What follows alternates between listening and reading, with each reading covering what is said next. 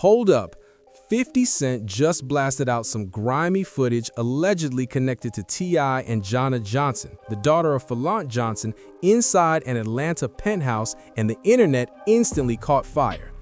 The whole thing blew up because of the long history between Tip and Philant Johnson, who wasn't just some random affiliate, but a key figure in his early grind and tight inner circle before he was tragically killed in that 2006 tour bus shooting. And as you can imagine, Tip is heated over this chaos that 50 kicked off. 50 started resurfacing old clips and throwback moments tied to T.I.'s past, courtroom footage, Crime Stoppers references, and posts that folks felt were nudging at some very sensitive chapters of his story.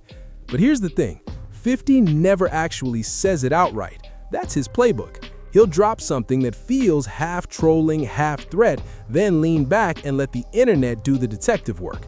So when whispers about this penthouse situation started buzzing, people began putting pieces together real quick.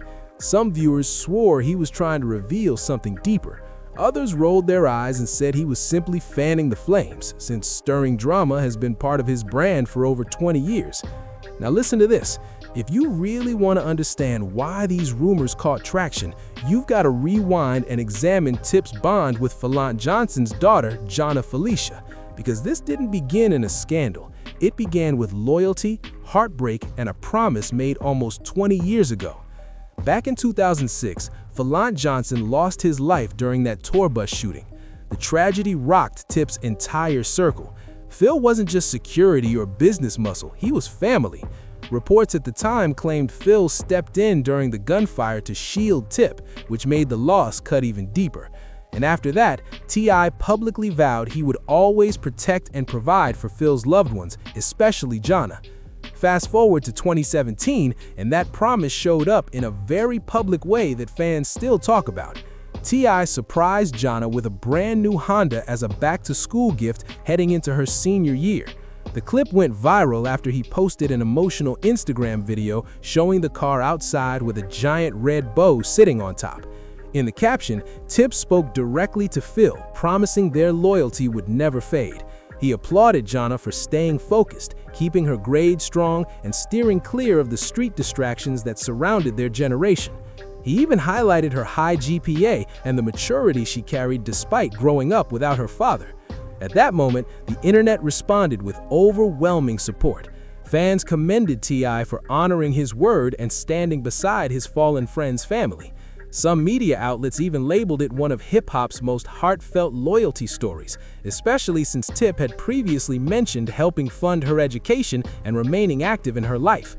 But girl, this is where the narrative starts shifting and the speculation begins creeping in years later. Because when someone publicly embraces a guardian-type role like that, social media starts watching every move under a microscope. Over time, the culture online has developed this habit of connecting dots that may not even be connected. So when later rumors linked Tip and Jonna to penthouse whispers in private scenarios, certain fans revisited those earlier public moments and viewed them through an entirely different lens.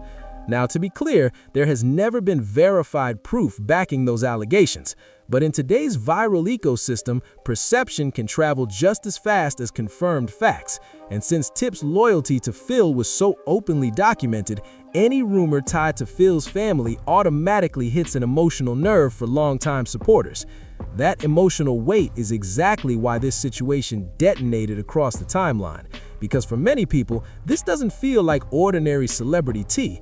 It taps into loyalty, mentorship, and promises made in the aftermath of tragedy. And if there's one thing T.I. has consistently shown, it's that he refuses to be boxed in by public narratives. And trust me, he did not brush these rumors off lightly at all. He labeled the 50s play a calculated, sick setup. He said it was completely twisted and painted him in a reckless light. But hold up, because this is where the plot thickens. Because this wasn't just old gossip resurfacing out of nowhere. The whole situation collided with fresh tension that had already been brewing publicly between 50 Cent and T.I. Recently, Tip popped up on Nightcap with Shannon Sharpe and casually floated the idea of a versus battle against 50. Now listen to this. For hip-hop heads, that sounded like pure blockbuster energy. Two heavyweights, massive catalogs, New York grit versus Southern trap royalty. It had the kind of potential that could have shattered streaming records overnight. But instead of entertaining the matchup, 50 brushed it off with a laugh. And he didn't just decline quietly either. He jumped straight to social media and started reposting clips tied to T.I.'s past again, including that Crime Stoppers footage that's been a touchy subject in rap debates for years. Alongside the clips, 50 dropped captions basically warned Tip to stop mentioning his name. That's textbook 50. He barely steps into lyrical warfare these days. Instead, he wins through narrative control, memes, and psychological chess moves, and people either applaud it or despise it. There's no in-between when it comes to 50's trolling. Tip's response caught a lot of folks off guard. Rather than spiraling into a diss record or public meltdown, he pivoted and turned the spotlight into promo fuel. He went online and made it clear he's not running from his history and is locked in on what's ahead. He also used the moment to plug his upcoming album, which he's hinted might be his last. And that right there, that's veteran strategy. Instead of letting controversy stall momentum, he tried to convert it into marketing leverage. He even posted chart updates showing his new single climbing, proving he was flipping internet noise into measurable streams. That's straight out of the modern rap marketing handbook. Drama equals attention, and attention equals revenue if you play it right. But let's zoom out for a second, because this 50 and Tip rivalry didn't just materialize overnight. There's been subtle competitive energy simmering between them for years. It's rooted in respect, pride, and that unspoken battle for generational dominance. 50 stormed the industry as the New York mixtape titan who flipped street tales into global pop rap superstardom. Meanwhile, Tip crowned himself King of the South during an era when Southern hip-hop was still fighting for full mainstream respect. Both carried regional pride and massive cultural weight. As time passed, their lanes shifted. 50 leaned deeper into business ventures, television production, and executive power plays.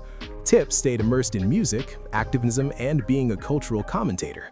So when Versus chatter started trending, fans naturally began stacking their catalogs, legacies, and stage presence against each other. And honestly, that's where most of the tension lives.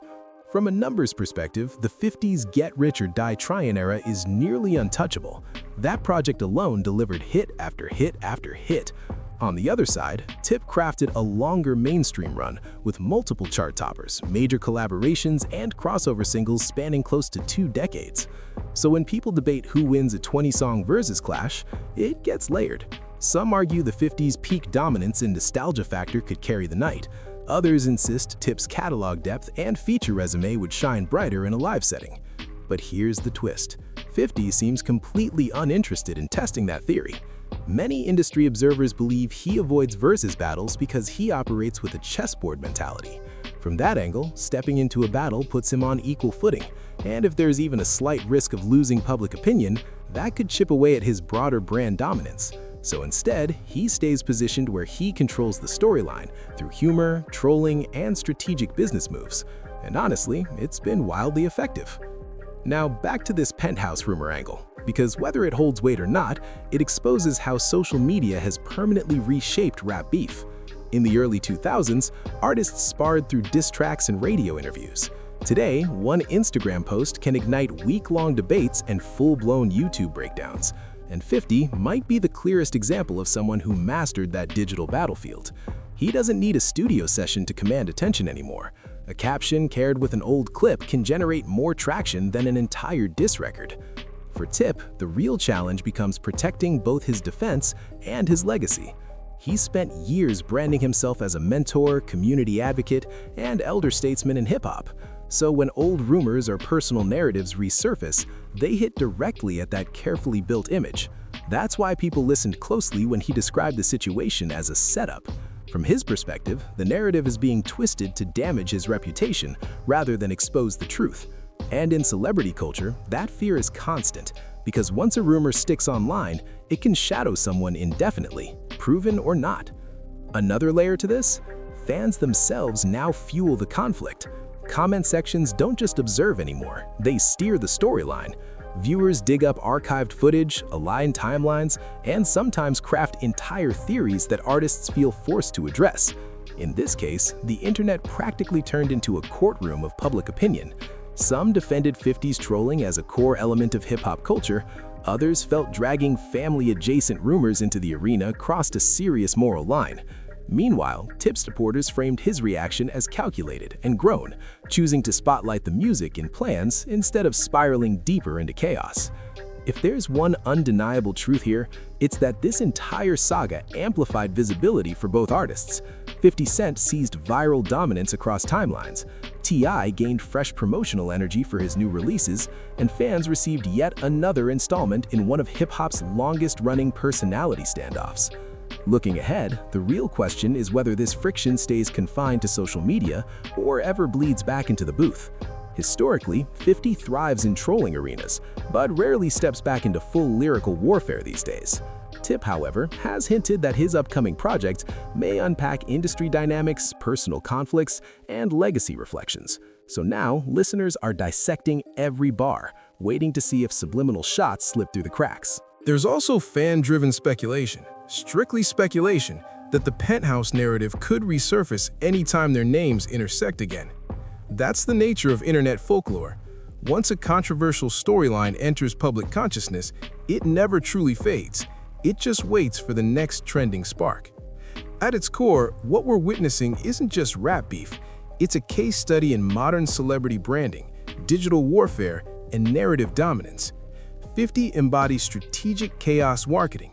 Tip represents reputation defense blended with reinvention. And ironically, both approaches appear effective. Because while audiences debate who's right, who's wrong, or who would take a versus showdown, both figures remain relevant, discussed, and culturally impactful long after their commercial peaks. So whether the Penthouse footage chatter is myth, inflated gossip, or something insiders understand more deeply, one certainty stands. Anytime 50 Cent and T.I start circling each other online, hip-hop audiences pause and pay attention, because history proves that when those names collide, spectacle follows. And right now, with Tip teasing what might be his final album and 50 running social media like a personal broadcast network, this storyline may only be in its opening act. Now here's what makes this moment hit differently: the timing. Because while Tip navigates rumors, online chatter, and 50's trolling campaigns, he's also standing at a pivotal crossroads in his career. He's been heavily signaling that he's crafting what could be his last album. And whenever a legend starts speaking in final chapter language, fans immediately tune in. In hip-hop culture, when an artist says this might be the last project, it shifts from promotion to legacy conversation. And let's be honest, Tip has always been intentional about how his narrative is written. He never moved solely as just another rapper. He constructed his brand around leadership, influence, and at times serving as a cultural spokesperson for Atlanta. When he crowned himself King of the South, that wasn't empty bravado. It was a declaration staking Southern hip-hop's claim during an era when the industry still prioritized New York and the West Coast. And remember, trap music wasn't always the global force it is now. In the early 2000s, that sound was still battling for validation. That movement ultimately shaped the next wave of rap entirely. You can trace much of today's mainstream blueprint back to the foundations Tip helped cement. Beyond music, he also embraced a mentorship lane. He invested heavily in Atlanta community efforts, spoke on social justice issues, supported emerging artists, and worked to present himself as more than entertainment. That's why the conversation about a final album feels weightier for him. It signals a desire to close his career with purpose rather than chase chart placements. Now here's the complicated part. Sometimes controversy fuels momentum. It keeps your name circulating, sparks curiosity, and makes listeners eager for your next statement. But when noise grows too loud, it can overshadow the art entirely. And at this moment, Tip appears to be balancing on that thin line. He's leveraging the spotlight to sustain buzz, yet it's clear he's equally focused on safeguarding the reputation and message he wants his closing chapter to represent.